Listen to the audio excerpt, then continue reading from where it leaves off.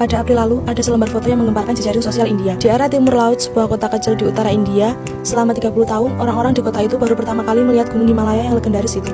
Di masa lalu, gunung itu tertutup polusi udara yang sangat tebal. Sampai di tahun 2020, India hanya menutup kota selama 12 hari. Gunung ini perlahan-lahan menunjukkan bentuk aslinya. Ini adalah keajaiban yang ingin saya beritahu pada hari ini. Pada tahun 2020, saat aktivitas manusia berkurang drastis, hanya di India setiap sudut di bumi mengalami perubahan yang ajaib. Los Angeles memiliki kualitas udara terbaik dalam 40 tahun. Tingkat kesepadan udara di atas kita telah berkurang setengahnya. Pantai Atlantik di Maroko, Afrika, peringkat kebersihan air laut dari buruk telah berubah menjadi baik. Tidak hanya itu, hewan-hewan mulai berkembang biak hanya dalam beberapa dekade. Pantai Florida sebelumnya dipenuhi oleh pengunjung yang sedang berjemur dan berenang. Sekarang, kura-kura laut benita kembali ke pantai itu untuk pertama kalinya dalam seumur hidup dan bertelur di pantai tersebut.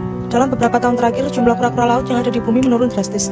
Tetapi di tahun 2020, tingkat keberhasilan bersarang penyu tempayan dari 40% menjadi 61%. Setiap bertambah satu sarang, menunjukkan bahwa sekitar ratusan ekor bayi penyu akan segera lahir. Setelah mereka menetas, secara naluri akan merangkak ke lautan luas, kemudian ditelan oleh arus. Ini membuat orang-orang dapat merasakan makna dari kehidupan, menyisikan kemudahan, mengatasi ketakutan. Bahkan yang lemah sekalipun juga bisa menghadapi arus. Jadi kamu bisa menaklukkan laut, kamu bisa memiliki kebebasan. Jika kamu pergi ke kota Nara di Jepang, kamu pasti melihat rusa Shika ini. Rusa Shika telah hidup di kota Nara selama 1300 tahun. Meskipun mereka mengandalkan rumput untuk bertahan hidup, sebagian besar ditempati oleh rumah manusia. Tapi jenis hewan yang takut dengan manusia ini di kuil kota Nara, meminta makanan dari 13 juta turis yang datang setiap tahun.